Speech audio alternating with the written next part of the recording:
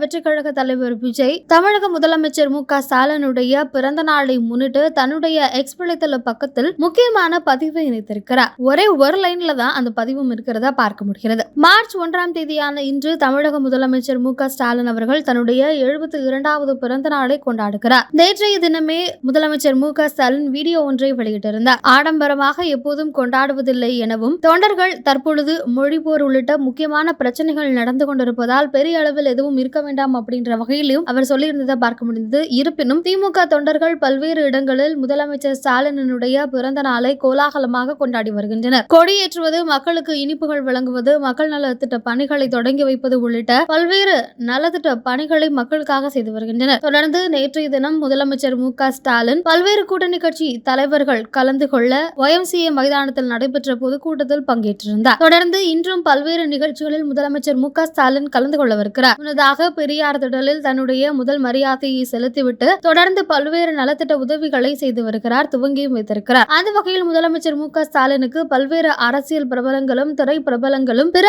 மாநிலத்தினுடைய முதலமைச்சர்களும் தொடர்ந்து வாழ்த்துக்களை தெரிவித்து வருகின்றனர். அந்த வகையில் தமிழக வெற்றிக் கழக தலைவர் விஜய் தன்னுடைய எக்ஸ் வலைத்தள பக்கத்தில் மாண்புமிகு தமிழ்நாடு முதலமைச்சர் திரு மு.க. ஸ்டாலின் அவர்களுக்கு இனிய பிறந்த நாள் வாழ்த்துக்கள் அப்படிங்கிறத தெரிவித்திருக்கிறார். கடந்த சில தினங்களாக தொடர்ந்து திமுகவை விமர்சித்த நிலையில் தற்பொழுது முதலமைச்சர் ஸ்டாலினுக்கு மரியாதை நிமித்தமாக தமிழக வெற்றிக் கழக தலைவர் விஜய் வாழ்த்து தெரிவித்திருப்பது வரவேற்பை பெற்றுள்ளது.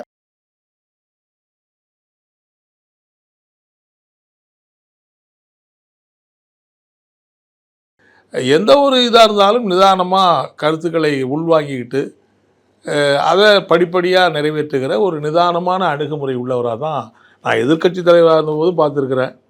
இப்போ ஆளுங்கட்சி முதலமைச்சர் என்று வருகிற போதும் பார்க்கிற போது அந்த ஒரு ஒரு ஒரு ஒரு பொறுப்போடு பொறுப்பை உணர்ந்து செயல்படுகிற தலைவர்ங்கிற முறையில் இருக்கிறாங்க. சார், இப்போ சில போட்டோஸ் உங்க முன்னாடி இருக்கு.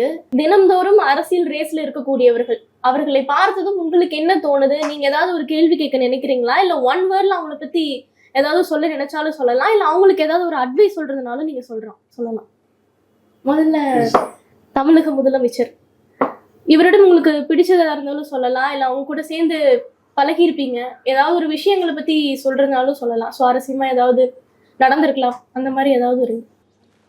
இப்போ தமிழக முதலமைச்சராக இருக்கிற திரு மு.க. ஸ்டாலினை எனக்கு ஒரு 2014 சட்டமன்றத்தில் இருக்கிறது நெருக்கமான பழக்கம் உண்டு அவருக்கு.